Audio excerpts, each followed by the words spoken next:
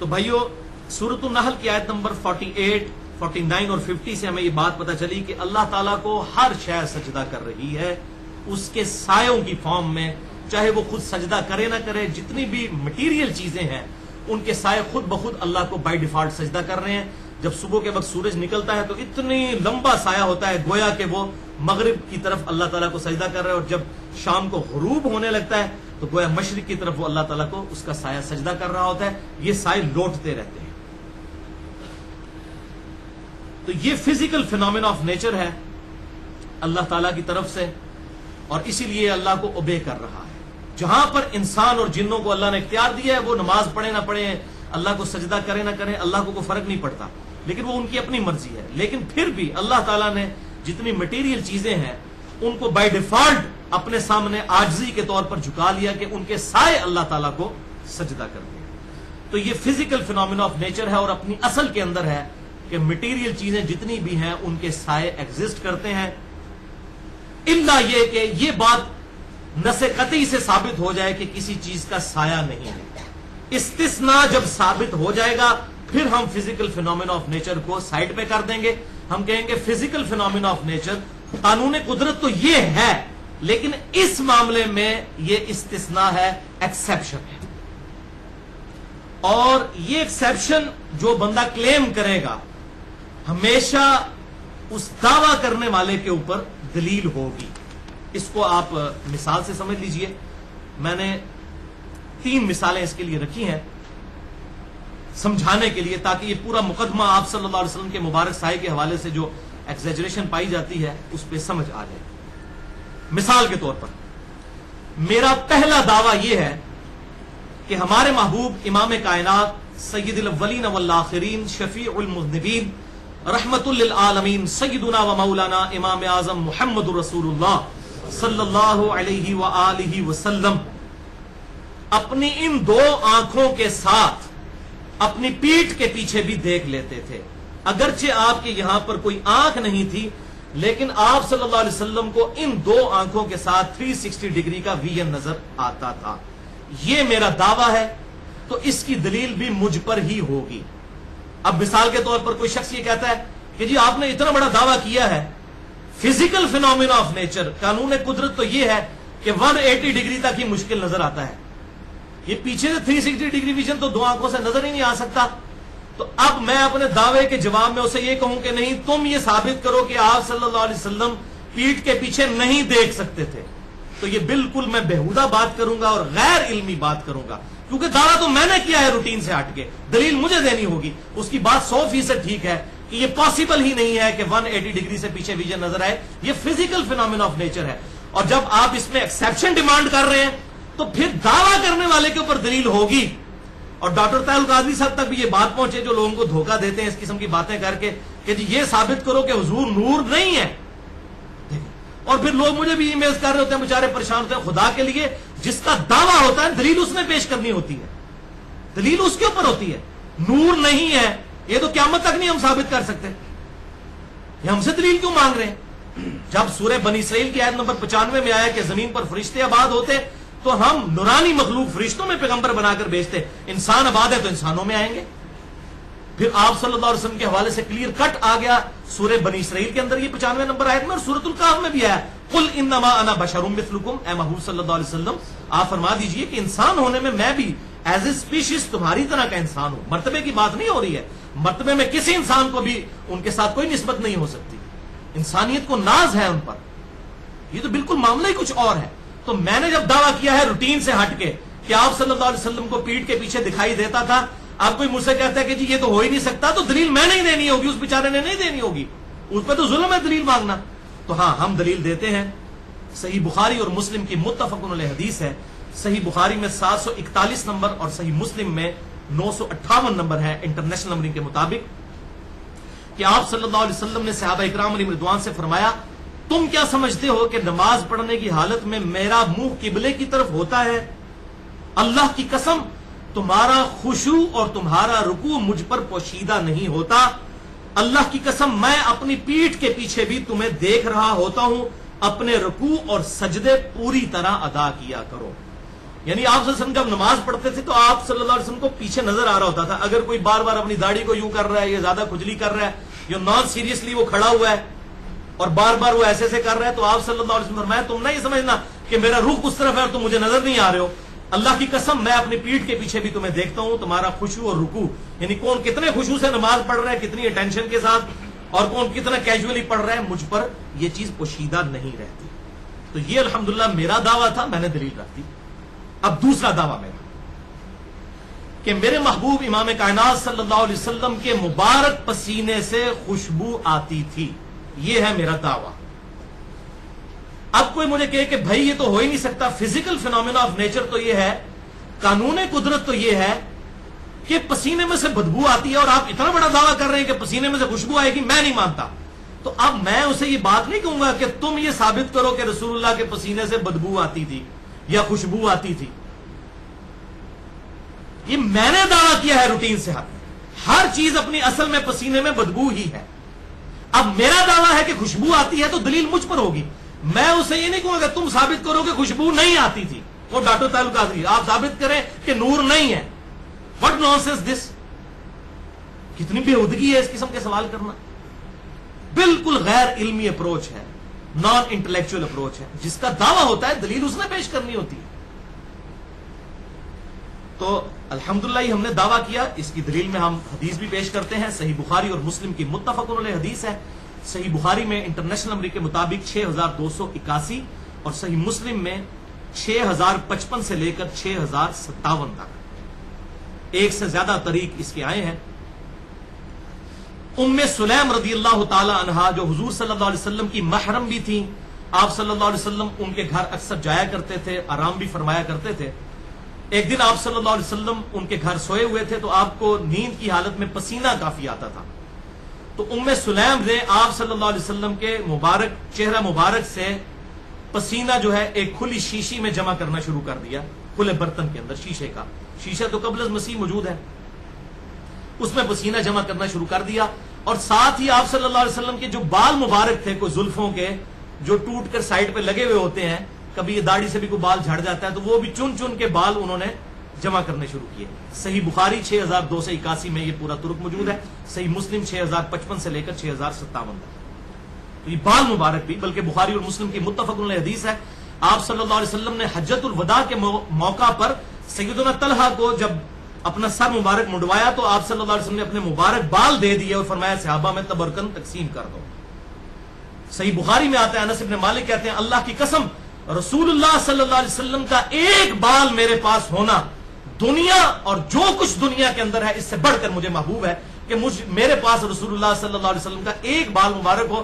اس کے بدلے اگر کوئی پوری دنیا کی دولت بھی مجھے دے دینا, اس سے بڑھ کر مجھے وہ بال مبارک محبوب ہے. یہ صحیح بخاری میں موجود ہے. تو وہ بال مبارک اور پسینہ مبارک کھلی شیشی میں جمع کر رہی تھیں. اسی دوران آپ صلی اللہ علیہ وسلم نیند سے بیدار ہو گیا. آپ نے فرمایا یہ کیا کر رہی ہو؟ تو صحیح مسلم کے الفاظ ہیں 6055 سے 6057 تک. انہوں نے کہا یا رسول اللہ صلی اللہ علیہ وسلم آپ کا پسینہ مبارک بہترین خوشبو ہے, ہم اسے اپنی خوشبو میں ملاتے ہیں اور اپنے بچوں کے لیے اس پسینہ مبارک سے تبرک حاصل کرتے ہیں. تو آپ صلی اللہ علیہ وسلم نے فرمایا تم نے ٹھیک کام کیا. یعنی آپ صلی اللہ علیہ وسلم نے اپنے پسینہ مبارک سے تبرک حاصل کرنا, وہ ظاہر ہے وہ تو صحیح سند کے ساتھ وہ جو چیزیں ثابت ہیں وہ تو تبرک ہے. تو آپ نے فرمایا تم نے ٹھیک کام کیا. اب میرا تیسرا دعویٰ, اب یہ وہ چیز ہے جو اب میں علم کے میدان میں ایٹم بم پھینکنے لگا ہوں. علمی میدان کے اندر یہ ابھی تک میں نے چیزیں ایکسپوز نہیں کی تھی آن ایئر آن ویڈیو, کہ میرے محبوب صلی اللہ علیہ وآلہ وسلم کے پیشاب مبارک سے بدبو نہیں آتی تھی. اب یہ میرا دعویٰ ہے. اب کوئی شخص میرے سامنے آتا ہے اور مجھے کہتا ہے کہ جی آپ نے اتنا بڑا دعویٰ کر دیا ہے, آپ دلیل پیش کریں, پیشاب سے تو بدبو آتی ہے. تو بھائی میں اسے یہ نہیں کہوں گا کہ تم ثابت کرو کہ بدبو آتی تھی. وہ کہے گا تو فزیکل فینومینا آف نیچر ہے, یہ قانون قدرت ہے کہ پیشاب میں سے بدبو آتی ہے. اس کی جو کیمیکل کمپوزیشن ہی ایسی ہے کہ بدبو آئے گی, اس میں کوئی شک ہی نہیں ہے. تو دلیل میں نے دینی ہوگی. روٹین سے ہٹ کے جو بات کر رہا ہے, استثناء جو پیش کر رہا ہے, ایکسیپشن جو پیش کر رہا ہے, دلیل اس نے دینی ہے. تو ہاں جی ہم پھر دلیل پیش کریں گے. ہماری دلیل وہ اسٹانشنگ حدیث ہے جس کا پہلا حصہ سنن ابی داؤد کے اندر موجود ہے, بالکل صحیح سند کے ساتھ. جسے شیخ زبیر لیزئی رحمہ اللہ نے بھی صحیح کہا، شیخ البانی رحمہ اللہ نے بھی صحیح کہا. اس سند کو، اسی سند پہ ایک اور طرق بھی موجود ہے، طریق بھی، وہ انشاءاللہ ہم ڈسکس کرتے ہیں. امام حیثمی نے بھی اس حدیث کو صحیح کہا. وہ سنن ابی داؤد میں انٹرنیشنل نمبر کے مطابق 24 نمبر حدیث ہے شروع کے اندر، کہ آپ صلی اللہ علیہ وسلم کے پاس ایک لکڑی کا پیالہ تھا جو آپ صلی اللہ علیہ وسلم رات کو اپنی چارپائی کے نیچے رکھ کر سوتے تھے، کہ رات کو کبھی نیند میں بیدار ہونا پڑے تو آپ صلی اللہ علیہ وسلم اس پیالے کے اندر پیشاب کیا کرتے تھے. ظاہر اس زمانے میں رات کے وقت باہر نکلنا، کوئی اٹیچ باتھ اور ٹوائلٹس تو ہوتے نہیں تھے، تو باہر نکل کے پیشاب کرنا پڑتا تھا، اور خصوصاً سردیوں کی رات ہو تو بڑا تردد ہے. تو آپ صلی اللہ علیہ وسلم نے ایک پیشاب کے لیے ایک پیالہ بڑا سا لکڑی کا اپنی چارپائی کے نیچے رکھا ہوتا تھا، جس میں آپ صلی اللہ علیہ وسلم رات کو اٹھ کر پیشاب کیا کرتے تھے. اتنی حدیث ہے سنن ابی داؤد 24 نمبر، اور اسی ایگزیکٹ اسی سند کے اوپر. یہی طرق جب آتا ہے، اس کا ایک اور طریق الموجم الکبیر امام طبرانی کی کتاب میں انٹرنیشنل نمبر کے مطابق 527 نمبر، اور سنن کبری البیہقی امام بہقی کی کتاب میں انٹرنیشنل نمبر کے مطابق 13184 نمبر، اور مجمع الزوائد جو ابن حجر اسقلانی المتوفى 852 ہجری کے استاد ہیں، امام حیثمی رحمہ اللہ المتوفى 807 ہجری، انہوں نے مجموع الزوائد میں 14014 نمبر یہ حدیث لی ہے. تینوں اماموں نے یہ حدیث لی ہے، اور امام حیثمی نے اس حدیث کو بالکل صحیح ڈکلیئر کیا. اور چونکہ اس کا طرق ایک اسی سند کے اوپر موجود ہے ابو داؤد میں 24 نمبر، اس کو شیخ البانی بھی صحیح کہتے ہیں، شیخ زبیر لیزئی صاحب بھی صحیح کہتے ہیں. اور میں یہ بات بھی آن ایئر کر دوں کہ سب سے پہلے اس روایت کا مجھے شیخ زبیر لیزئی صاحب نے جو ہے وہ فون کے اوپر بتایا. آج سے تقریباً 5-6 سال پہلے کی بات ہے. میری فون پہ ان سے بات ہوئی تو مجھے کہنے لگے کہ علی بھائی وہ روایت بالکل صحیح ہے جو سنن طبرانی کے اندر موجود ہے، کہ آپ صلی اللہ علیہ وسلم کے پیشاب مبارک کے حوالے سے میں روایت بیان کر دیتا ہوں. اور الحمدللہ یہ بالکل ڈنکے کی چوٹ پہ، جس نے چیک کرنا ہے وہ ترک جا کے 24 نمبر سنن ابی داؤد کا چیک کر لے، اس کی سند میچ کر لے دوسرے کے ساتھ. وہی سارے راوی موجود ہیں، 2 راوی اس میں ایڈ ہوئے ہیں، اور دونوں راوی ثقہ ہیں. ایک احمد بن حنبل کا بیٹا عبداللہ ہے، اور دوسرا یحییٰ ابن معین ہے جو احمد بن حنبل اور امام بخاری کے استاد ہیں. اور امام احمد بن حنبل کہتے تھے آنکھیں بند کر کے وہ روایت لے لو اس راوی سے جس کو یحییٰ بن معین صحیح کہتے ہیں. جیسے حدیث میں امام بخاری ہیں، اس طرح اسماء الرجال کی فیلڈ میں یحییٰ ابن معین، تو وہ 2 بندے اس میں ایڈ ہوئے ہیں، باقی پوری سند وہی ہے الحمدللہ. یہی روایت آتی ہے کہ آپ صلی اللہ علیہ وسلم کی مبارک چارپائی کے نیچے ایک لکڑی کا پیالہ ہوا کرتا تھا، جس میں آپ صلی اللہ علیہ وسلم رات کو اٹھ کر پیشاب فرمایا کرتے تھے. اور آگے روایت چلتی ہے کہ ام المؤمنین سیدہ ام سلمہ رضی اللہ تعالی عنہا نے شام سے ایک کوئی کنیز منگوائی، جس کا نام ایک طرق میں آتا ہے برہ اور ایک میں آتا ہے برکہ. تو وہ لونڈی جو ہے وہ بالکل نیو کمر تھی آپ صلی اللہ علیہ وسلم کی کنیز وہاں پر کام کرنے کے لیے گھر میں. اس کو اس بات کا نہیں پتا تھا کہ آپ صلی اللہ علیہ وسلم اس پیالے میں پیشاب کرتے ہیں. ظاہر ہے وہ نیو کمر تھی. تو ایک رات آپ صلی اللہ علیہ وسلم جب اٹھے تو آپ صلی اللہ علیہ وسلم کی چارپائی کے نیچے وہ پیالہ موجود ہی نہیں تھا. تو آپ صلی اللہ علیہ وسلم نے پھر سیدہ ام سلمہ کو آواز دی کہ بھائی وہ میرا پیالہ کہاں گیا؟ تو وہ کنیز کہنے لگی کہ اے اللہ کے محبوب صلی اللہ علیہ وسلم، میں نے تو اس پانی کو پی لیا جو اس پیالے کے اندر موجود تھا. بھائیو، اگر پیشاب کے اندر بدبو ہو تو بڑی دور سے آتی ہے، پھر ایک بندہ منہ کو لگا رہا ہو اور بدبو بھی آ رہی ہو تو پی جائے، بدبو ہے ہی نہیں. آپ صلی اللہ علیہ وسلم انسان ضرور تھے لیکن ہماری طرح کے نہیں تھے بھائیو. آپ کے پسینے سے بھی خوشبو آتی ہے، آپ پیچھے بھی دیکھ لیتے ہیں، بخاری مسلم کی حدیث ہے، آپ صلی اللہ علیہ وسلم نماز کے دوران قدم بڑھایا، فرمایا میں نے جنت دیکھ لی اور میں گوشہ اسے توڑنے لگا. پھر مجھے خیال آیا کہ اللہ تعالیٰ نے ان نعمتوں پہ پردہ رکھا ہوا ہے. تو آپ صلی اللہ علیہ وسلم کو عذاب قبر بھی نظر آ جاتا تھا، آپ صلی اللہ علیہ وسلم کو یہیں بیٹھے ہوئے جنت اور دوزخ بھی نظر آ جاتی تھی. آپ کی تو معاملات ہی بالکل، آپ بشر ضرور ہیں لیکن ہماری طرح کے نہیں ہیں مرتبے کے اعتبار سے، کسی بشر کو ان سے کوئی نسبت ہی نہیں ہے. تو یہ بالکل 2 ڈفرنٹ چیزیں ہیں. آپ صلی اللہ علیہ وسلم کا اشرف المخلوقات ہونا، آپ کا بشر ہونا ہے. بشر نور سے افضل ہے، نورانی مخلوق ہے، فرشتے اس سے افضل ہے بشر. تو آپ صلی اللہ علیہ وسلم کی افضلیت بشریت ہونے میں ہے، نہ کہ نورانی ہونے میں. ہاں نور ہدایت ہے، وہ مسئلہ نمبر 41 میرا سن لیں. آج وہ ٹاپک نہیں، میں اس کو ڈسکس کروں. تو آپ صلی اللہ علیہ وسلم، حدیث ابھی ختم نہیں ہوئی ہے. اس نے کہا یا رسول اللہ میں نے وہ پانی پی لیا.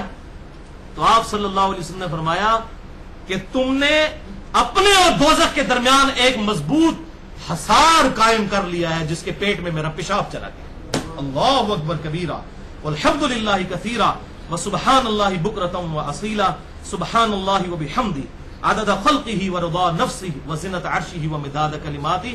رسول اللہ کی یہ نسبت تھی کہ آپ صلی اللہ علیہ وسلم کا پیشاب مبارک اندر گیا تو آپ صلی اللہ علیہ وسلم نے فرمایا کہ تم نے اپنے اور دوزخ کی آگ کے درمیان ایک مضبوط قلعہ قائم کر لیا ہے. یہ کام جو کیا تو وہ اس نے انجانے میں ایسا کیا. آپ صلی اللہ علیہ وسلم کبھی اس کو ترغیب نہ دلاتے کہ ایسا کرو, تو اس قسم کی بات نہیں ہے, لیکن یہ آپ صلی اللہ علیہ وسلم کی ایک بہت بڑی پیشاب مبارک کی کوالٹی. اسی طریقے سے خون مبارک کے بارے میں ایک روایت آتی ہے, اس میں محدثین کا اختلاف پایا جاتا ہے, کچھ اسے صحیح بھی کہتے ہیں کچھ غلط بھی کہتے ہیں, لیکن چونکہ اب کچھ محدثین کو صحیح بھی کہتے ہیں وہ بھی بیان کر دیتا ہوں. سنن کبریٰ البیہقی کے اندر یہ موجود ہے. اس سے اگلی روایت یہ 31,184 تھی, وہ 31,185 ہے کہ سیدنا عبداللہ ابن زبیر رضی اللہ تعالیٰ عنہ کہتے ہیں کہ رسول اللہ صلی اللہ علیہ وسلم نے ایک دفعہ پچھنے لگوائے.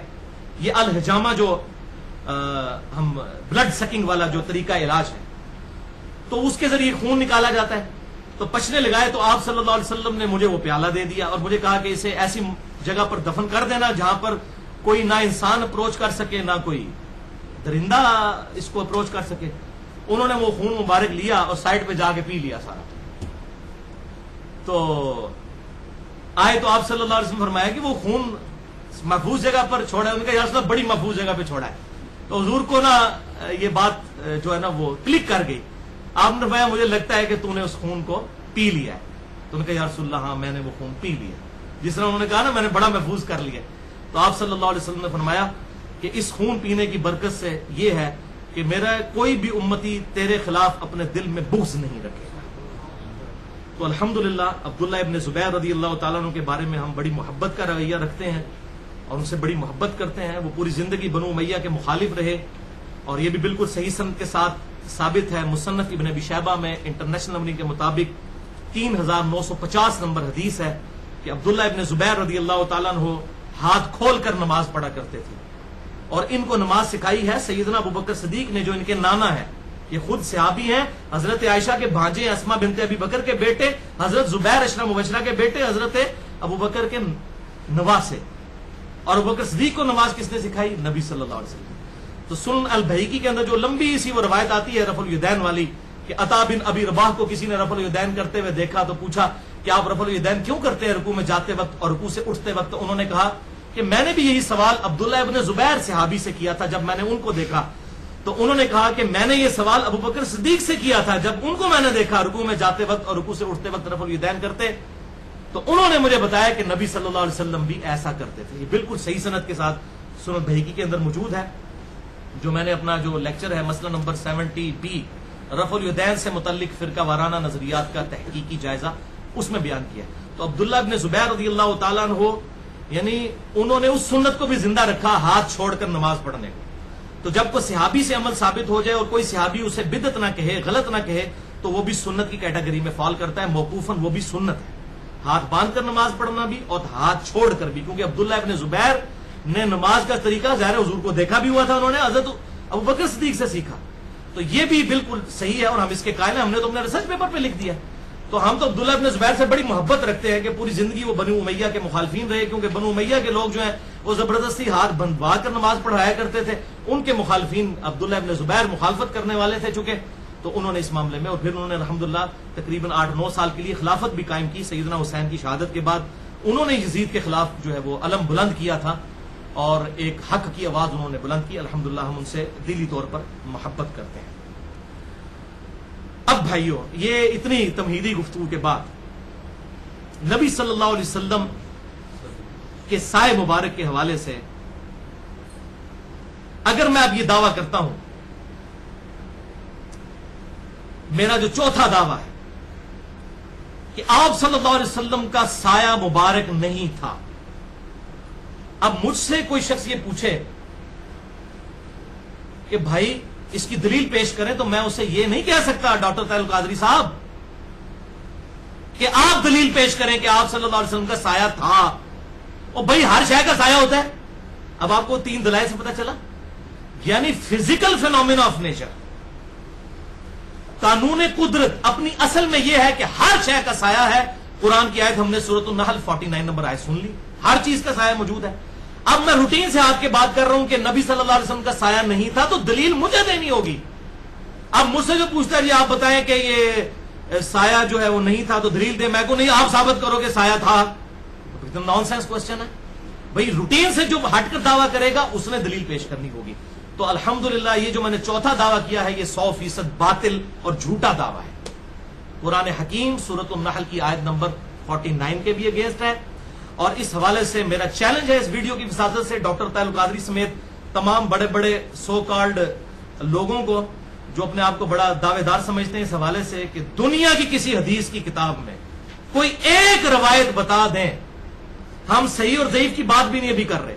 مین سٹریم کی اہل سنت کی کسی کتاب میں کوئی ضعیف سند کے ساتھ بھی روایت پیش کریں مین سٹریم کی کتابوں میں سے کہ آپ صلی اللہ علیہ وسلم کا مبارک سایہ نہیں تھا.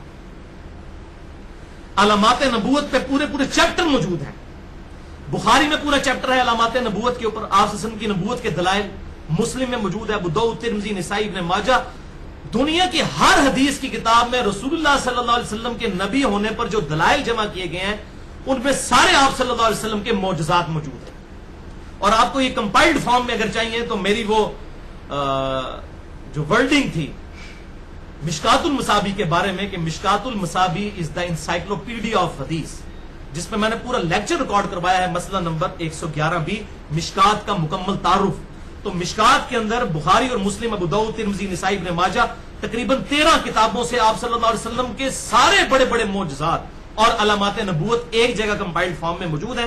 علامات نبوت والا چیپٹر ہے انٹرنیشنل کے مطابق مشکات میں 5852 سے لے کر 5861 تک 10 احادیث, اور معجزات والا چیپٹر ہے 5868 سے لے کر 5943 تک 76 احادیث بخاری, مسلم, ابو داؤد, ترمذی, نسائی, ابن ماجہ سے.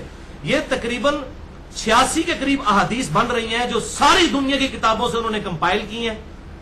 تو اگر یہ چیزیں موجود ہیں, مشکات کی تیسری جلد میں یہ دونوں چیپٹر موجود ہیں. کوئی نہیں لے کر ہے کہ آپ صلی اللہ علیہ وسلم کا مبارک سایہ نہیں تھا, کسی نے یہ دعویٰ ہی نہیں کیا. اور بھائیو یہ تو اتنا بڑا معجزہ ہوتا کہ یہ سینکڑوں صحابہ رپورٹ کرتے, کیونکہ باقی معجزات تو آپ کے کبھی کبھی نظر آئے نا. بخاری مسلم میں آتا ہے کہ جہاد کے موقع پر انگلیوں سے پانی کے چشمے جاری ہوئے, روزانہ تو نہیں ہوتے تھے, لیکن یہ سایہ والا معاملہ تو آپ صلی اللہ علیہ وسلم جب زہر پڑھنے آتے تھے, اثر پڑھنے آتے تھے تو صحابہ دیکھتے تھے آپ کو. یہ تو ہزاروں صحابہ سے یہ معجزہ رپورٹ ہونا چاہیے تھا, لیکن حیران کن بات ہے دنیا کی کسی حدیث کی کتاب میں موجود نہیں ہے. اتنا بڑا جھوٹ بول دیا اور شرم حیا تک نہ آئی, اور اس کو رسول اللہ صلی اللہ علیہ وسلم کی عظمت بتایا اپنے زون کے اندر. آپ ڈیفائن کریں گے کون سی چیز آپ کی عظمت ہے کون سی نہیں ہے. تو بھائی پھر ہم آپ کو پھر یہ بات بتاتے ہیں کہ کرسچنز بھی جو حضرت عیسیٰ علیہ السلام کے بارے میں ڈیوینٹی کلیم کر کے ان کو اللہ کا بیٹا قرار دیتے ہیں تو حضرت عیسیٰ کی محبت میں ہی کہتے ہیں, دشمنی میں نہیں کہتے. تو ہم ان کی بھی یہ بات مان لیں. تو جو بات ہے اس کو مانیں گے, جو بات نہیں ہے یہ تواتر کے ساتھ نقل ہونی چاہیے تھی یہ بات ہزاروں صحابہ سے. لیکن یہ ایک روایت الخصائص الکبریٰ 1000 سال بعد جلال الدین سیوطی المتوفی 911 ہجری اس نے یہ روایت پکڑ کے کہیں سے لکھ دی, اور وہ بھی روایت بالکل منقطع روایت لکھی, کسی حدیث کی کتاب میں نہیں تھی. اس کو 1000 سال بعد یہ کہیں سے روایت مل گئی اور اس نے نقل کی اپنی کتاب الخصائص الکبریٰ میں جلد 1 صفحہ 71 پر کہ آپ صلی اللہ علیہ وسلم کا نہ سورج کی روشنی میں سایہ ہوتا تھا نہ چاند کی روشنی میں.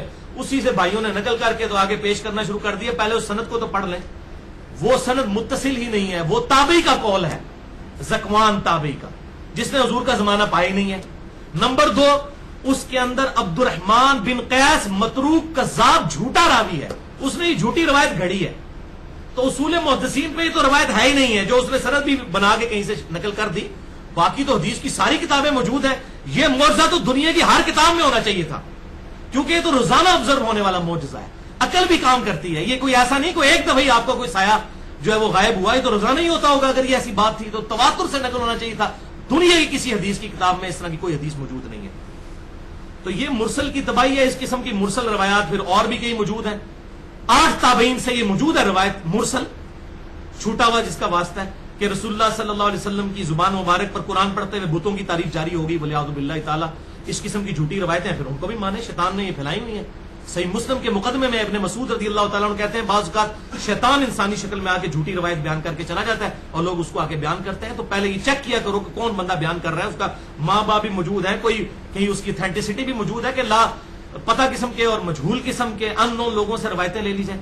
تو میں نے اسی لیے پورا ایک لیکچر دیا ہے، مسئلہ نمبر 36 ضعیف الاسناد اور من گھڑت احادیث کے فتنے کا تحقیقی جائزہ، جس میں صحیح مسلم کا پورا مقدمہ جو امام مسلم نے لکھا ہے وہ میں نے پڑھایا ہے، اور 5 ایسی حدیث کی کتابوں سے مثالیں پیش کی ہیں ان جھوٹی اور من گھڑت روایتوں کی اور ضعیف الاسناد روایتوں کی، جن کو اگر ہم مان لیں تو ہمارا بیڑا ہی غرق ہو جائے ہمارے ایمان کا، والعیاذ باللہ تعالی، اگر ہم جھوٹ اور سچ میں فرق نہیں کریں گے۔ تو اب بھائیو یہ بالکل باطل دعویٰ ہے، دلیل ان کے پاس کوئی نہیں ہے۔ اب میں آف دا وے جا کے میں دلیل پیش کرتا ہوں کہ آپ کا سایہ تھا، حالانکہ میرے پہ دلیل ٹیکنیکلی کوئی نہیں ہے، کیونکہ جو روٹین سے ہٹ کے بات کرتا ہے اس کو پیش کرنی ہے۔ ہم تو روٹین کی، ہمارے لیے دلیل وہی ہے، سورۃ النحل آیت نمبر 49، کہ ہر شے کا جو ہے وہ سایہ ہوتا ہے اور وہ اللہ کو سجدہ کرتا ہے۔ اب روٹین سے ہٹ کے میں آپ کو 3 حدیثیں پیش کرتا ہوں۔ نمبر 1، المستدرک للحاکم میں انٹرنیشنل نمبر کے مطابق 8408 نمبر حدیث ہے، جسے امام ذہبی نے بھی صحیح کہا، امام حاکم نے بھی صحیح کہا، صحیح سند کے ساتھ ہے، اور صحیح ابن خزیمہ میں 892 نمبر ہے، کہ آپ صلی اللہ علیہ وسلم فرماتے ہیں رات کے وقت آپ صلی اللہ علیہ وسلم اٹھے، آپ نے نماز پڑھی اور نماز کے دوران ایک ایسا عمل کیا کہ صحابہ کہتے ہیں ہم نے آپ کو ایسا عمل پہلے کرتے ہوئے نہیں دیکھا، کہ آپ نماز کی حالت میں آپ تھوڑا سا آگے بڑھے اور آپ نے اپنا ہاتھ بلند کیا، پھر آپ پیچھے ہٹے۔ تو آپ صلی اللہ علیہ وسلم نے فرمایا کہ ہاں ایسا ہی ہے، ہوا یوں کہ نماز پڑھنے کے دوران اللہ نے مجھے جنت دکھائی اور میں نے ارادہ کیا کہ جنت سے ایک گوشہ توڑ لوں فروٹ کا، تو پھر اللہ تعالیٰ کی طرف سے وحی کی گئی جنت کو کہ پیچھے ہٹ جاؤ، ابھی یہ جنت کی نعمتیں دنیا میں نہیں لی جا سکتی، اس کے لیے مرنا شرط ہے، تو جنت مجھ سے پیچھے ہٹ گئی۔ پھر اللہ تعالیٰ نے میرے سامنے دوزخ کو پیش کیا، حتیٰ کہ میں نے صحابہ اکرام سے کہا کہ میں نے اپنا اور تمہارا سایہ دیکھا دوزخ کے اوپر، ظلی و ظلکم، تو میں نے تمہیں اشارہ کیا کہ تم لوگ دوزخ سے پیچھے ہٹ جاؤ، یعنی صحابہ اکرام کو۔ تو اللہ نے مجھے وحی کی کہ اے اللہ کے محبوب صلی اللہ علیہ وسلم، آپ اس معاملے کو چھوڑ دیجئے، ان کو یہیں پر کھڑا رہنے دیں، جو خواب میں وہ دکھایا گیا، آپ کا سایہ اور آپ کے صحابہ کا سایہ۔ آپ صلی اللہ علیہ وسلم پیچھے ہٹ گئے، لیکن صحابہ کو وہاں پر کھڑے رہنے دیا گیا۔ پھر آپ صلی اللہ علیہ وسلم نے فرمایا اس خواب نہیں، یہ بالکل بیداری میں آپ کے ساتھ عمل ہوا، اس کی میں نے یہ تعویل کی ہے کہ میری وفات کے بعد میری امت کو آزمائشوں میں ڈالا جائے گا، فتنوں میں ڈالا جائے گا، یعنی میں تو اس آزمائش، وہ آگ جو آزمائش کی شکل میں دکھائی گئی جہاں پر آپ صلی اللہ علیہ وسلم نے اپنا اور صحابہ کرام کا سایہ دیکھا، لیکن آپ صلی اللہ علیہ وسلم کو اللہ تعالیٰ نے آزمائشوں سے بچا لیا، لیکن آپ کی وفات کے بعد آپ کے صحابہ کے اوپر وہ آزمائشیں آئیں، اور آپ کو پتہ ہی ہے، ہم تو اکثر اس پہ لیکچر دیتے ہیں، مسئلہ نمبر 101 جنگ جمل صفین نہروان کے حوالے سے، اتنی بڑی بڑی آزمائشیں پھر صحابہ کرام پر، اور انس ابن مالک اس کے راوی ہیں، سب سے بڑی تو ان پر آزمائش آئی، بنو امیہ کے حجاج ابن یوسف نے، صحیح بخاری میں آتا ہے کہ آپ کے اوپر کتنے ظلم کیے، یہ آپ صلی اللہ علیہ وسلم کو دکھایا گیا۔ تو اس میں الفاظ ہے ظلی و ظلکم، میں نے اپنا اور تمہارا سایہ، تو اس پہ تو کوئی تعویل کر سکتا ہے کہ یہ کوئی تمثیل دکھائی گئی تھی، لہذا ہم اگلی 2 روایتیں بالکل ایسی پیش کریں گے جس میں تعویل کی گنجائش نہیں۔ دوسری روایت مسند امام احمد میں جلد 6 صفحہ 131 پہ انٹرنیشنل نمبر کے مطابق 25046 نمبر ہے، سیدہ عائشہ کہتی ہیں ایک سفر کے دوران سیدہ صفیہ رضی اللہ تعالی عنہا ام المؤمنین کا اونٹ بیمار ہو گیا، تو آپ نے سیدہ زینب سے کہا کہ تمہارے پاس 1 سے زیادہ اونٹ ہیں، ایک اونٹ جو ہے وہ صفیہ کو دے دو، لیکن وہ چونکہ آپس میں سوکنے تھی، تو انہوں نے کہا یا رسول اللہ اس یہودیہ کو تو میں نہیں دوں گی، کیونکہ وہ یہودیوں میں سے تھی لیکن مسلمان ہو گئی بھی تھی حضرت صفیہ۔ تو آپ صلی اللہ علیہ وسلم اتنے سخت ناراض ہوئے حضرت زینب کی اس بات کے اوپر کہ حضرت عائشہ کہتی ہیں پھر آپ صلی اللہ علیہ وسلم 3 مہینے تک حضرت زینب کے ہاں نہیں نکلے۔ 3 مہینے جب گزرے تو آپ صلی اللہ علیہ وسلم ان کی طرف گئے، تو حضرت زینب کے الفاظ ہیں کہ میں نے دوپہر کے وقت دور سے سایہ آتا ہوا محسوس کیا، ظلہ کے الفاظ ہیں آپ صلی اللہ علیہ وسلم کی سایہ مبارک، جب وہ میرے قریب آیا تو میں نے آپ صلی اللہ علیہ وسلم کو دیکھا کہ یہ تو آپ صلی اللہ علیہ وسلم تھے۔ اسی کا ایک طرق آگے مسند امام احمد میں موجود ہے، تیسری حدیث جلد 6 صفحہ 337 پر انٹرنیشنل نمبر کے مطابق 26908، جس میں خود حضرت صفیہ یہ بیان کر رہی ہیں کہ مجھے اس طریقے سے زینب نے کہہ دیا تھا یہودیہ، تو آپ صلی اللہ علیہ وسلم 3 مہینے تک ناراض رہے، اور حجۃ الوداع کے موقع پر یہ معاملہ ہوا تھا، تو آپ صلی اللہ علیہ وسلم پھر ربیع الاول کے مہینے میں تشریف لے گئے۔ اس سے یہ بات پتہ چلی کہ ربیع الاول کے مہینے تک آپ صلی اللہ علیہ وسلم جو ہے وہ دنیاوی زندگی کے ساتھ دنیا میں موجود تھے، یعنی آپ کی وفات سفر میں نہیں ہوئی ہے، ربیع الاول میں ہی ہوئی ہے، یہ کنفرم ہے، سوموار کے دن 12 ربیع الاول کو نہیں ہوئی۔ میرا مسئلہ نمبر 26 مسئلہ نمبر ربیع الاول سے متعلق 3 غلط فہمیاں وہ سن سکتے ہیں۔ تو آپ صلی اللہ علیہ وسلم اپنی وفات والے مہینے 3 مہینے کے بعد ناراض ہونے کے بعد حضرت زینب کے پاس آئے تو حضرت زینب کے الفاظ دیکھیں، میں نے دور سے کسی مرد کا سایہ آتے ہوئے محسوس کیا، مرد کا۔ اور وہ کہتی ہیں کہ جب وہ میں نے سوچا کہ اس وقت میرے خیمے میں کون سا مرد آ رہا ہے، کیونکہ وہ یہ گمان کر رہی تھی 3 مہینے سے حضور ناراض تھے تو حضور صلی اللہ علیہ وسلم تو نہیں ہو سکتے، تو انہوں نے کہا یہ کوئی اجنبی مرد میرے خیمے کی طرف آ رہا ہے، دور سے انہوں نے دیکھا۔ اگر وہ آپ کا فزیکلی سایہ نہ ہوتا جن کا یہ کہنا ہے تو کہتی ہاں جی سایہ چونکہ کوئی نہیں ہے لہذا حضور صلی اللہ علیہ وسلم ہی آ رہے ہیں، تو کہتی ہیں میں نے کہا یہ مرد کون آ رہا ہے میرے خیمے کی طرف، جبکہ رسول اللہ میرا مرد تو مجھ سے ناراض ہے، بالکل کلیئر کٹ۔ تو کہتی جب وہ قریب آئے تو میری خوشی کی انتہا نہ رہی کہ رسول اللہ صلی اللہ علیہ وسلم تھے، اور آپ صلی اللہ علیہ وسلم میرے پاس آئے اور میں نے کہا یا رسول اللہ صلی اللہ علیہ وسلم میری تو خوشی کی انتہا نہیں رہی ہے، آپ مجھے بتائیں میں کیا اللہ تعالیٰ کی بارگاہ میں نظر کروں کہ آپ مجھ سے راضی ہو گئے ہیں۔ پھر آپ صلی اللہ علیہ وسلم میری چارپائی کے پاس آئے، آپ صلی اللہ علیہ وسلم نے آ کے مجھ پر ہاتھ رکھا، یعنی شفقت کے ساتھ حضرت زینب کو آپ صلی اللہ علیہ وسلم نے معاف کر دیا۔ اس میں الفاظ ہیں میں نے دور سے کسی مرد کے سائے کو آتے ہوئے محسوس کیا۔ ظاہر مردوں کے چلنے میں، عورتوں کے ڈیل ڈول میں اور مردوں میں فرق ہے۔ آپ سے ان کا کوئی پگڑی مبارک ہوگی یا آپ نے چادر لی ہوئی ہوگی تو اس سے انہوں نے اندازہ لگایا کہ یہ مرد ہی آ رہا ہے کوئی، اور ساتھ الفاظ ہے کہ سایہ محسوس کیا، ذلہ کے الفاظ ہیں، سایہ مبارک، تو بالکل کلیئر کٹ ہے۔ یہ دلائل صرف سمجھانے کے لیے، ادروائز جس کی دلیل اس نے دینی ہے جس نے یہ دعویٰ کیا ہے۔ ہماری دلیل تو قرآن حکیم سورۃ النحل آیت نمبر 49 موجود ہے۔ یہ تو تھی بھائی علمی دلیل۔ اب ایک اور دلیل بھی ہے جس کے بغیر کام نہیں چلتا، تو کون سی دلیل ہے؟ پھکی، جسے ہم پنجابی میں کہتے ہیں، اردو میں ہم اسے کہتے ہیں الزامی جواب، اور فلسفی کی لینگویج میں اسے ہم کیا کہتے ہیں؟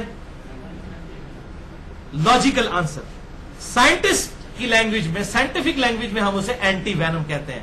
جب کوبرا سانپ کاٹ جائے تو اس کے زہر کا علاج پھر دوائی سے نہیں ہو سکتا، زہر سے ہی ہوتا ہے کوبرا کے، تو یہ اینٹی وینم، پھکی اور الزامی جواب کے طور پر ہم یہ ان سے کہتے ہیں اگر ان کا یہ دعویٰ ہے کہ رسول اللہ صلی اللہ علیہ وسلم کا سایہ مبارک نہیں تھا تو اس وقت دنیا میں آپ صلی اللہ علیہ وسلم کے منہ مبارک، بال مبارک کثرت سے موجود ہیں، اور ایسے بھی موجود ہیں جن کی سند بھی موجود ہے، جیسے ٹرکی میں، ترکی کے اندر توپ کاپی میوزیم کے اندر آپ صلی اللہ علیہ وسلم کا ایک بال مبارک ہے جو انہوں نے رکھا ہوا ہے، اور باقاعدہ اس کی تصویر بھی دیکھیں، اس کا سایہ بھی نظر آتا ہے بال مبارک کا۔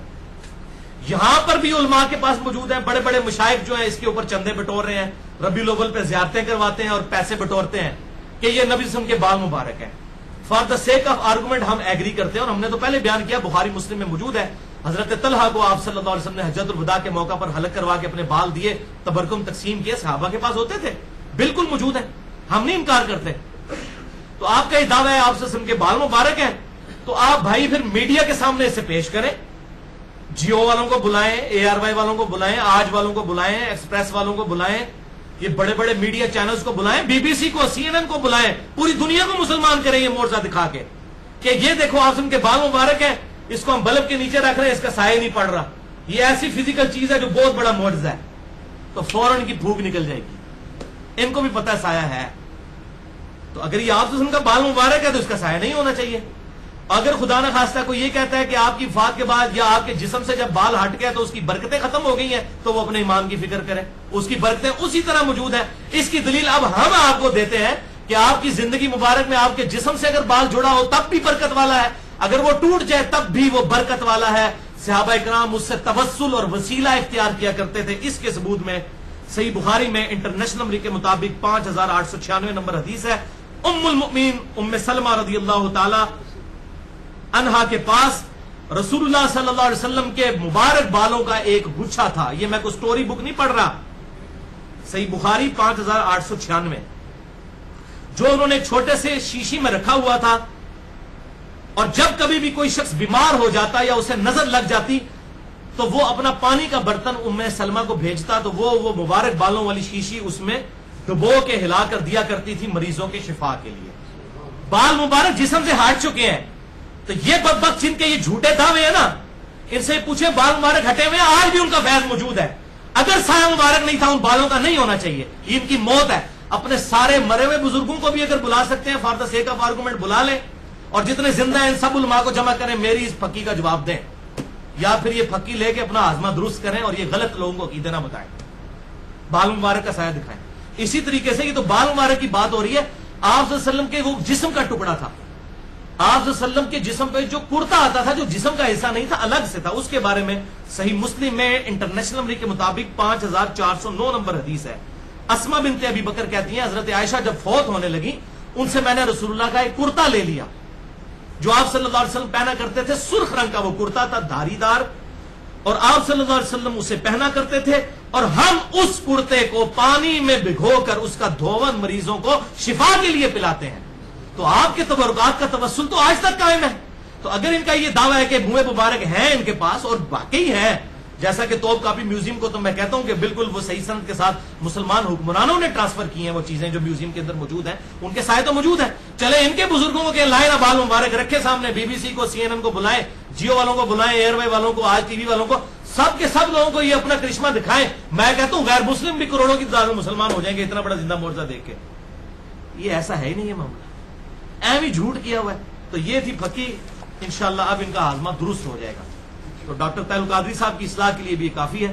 تو آپ صلی اللہ علیہ وسلم کے اتھینٹک جو تبرکات کا فیض آج تک جاری ہے، اور اس میں نے پورا لیکچر بھی دیا ہے، مسئلہ نمبر 43 وسیلہ اور توسل کے صحیح احکام و مسائل۔ اب رہا نور بشر والا مسئلہ تو وہ اس کے اندر خود بخود ہی حل ہو گیا، مجھے آگے کوئی اس میں ورڈکٹ دینے کی ضرورت نہیں، باقی جسے شوق ہو تو مسئلہ نمبر 41 دیکھ سکتا ہے، نور من نور اللہ وحدت الوجود اور علم الکلام، اہل سنت پاک.com پر۔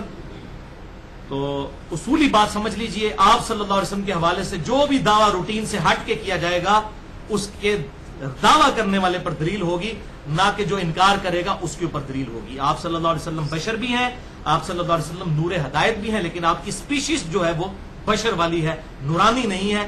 آپ نور ہدایت ہیں، الحمدللہ سراجم منیرہ ہیں، اور اس میں نے کئی احادیث بیان کی ہیں آپ صلی اللہ علیہ وسلم کی نور ہدایت ہونے کے حوالے سے اور آپ صلی اللہ علیہ وسلم کے فیض پہنچنے کے اعتبار سے۔ اللہ تعالیٰ سے دعا ہے جو حق بات میں نے کہی اللہ تعالیٰ ہمارے دلوں میں راسخ فرمائے، اگر جس بات میں میرے منہ سے کوئی غلط بات نکل گئی تو اللہ تعالیٰ ہمارے دلوں سے محو کر دے، ہمیں کتاب و سنت کی تعلیمات پر عمل کر کے دوسرے بھائیوں تک پہنچانے کی توفیق عطا فرمائے۔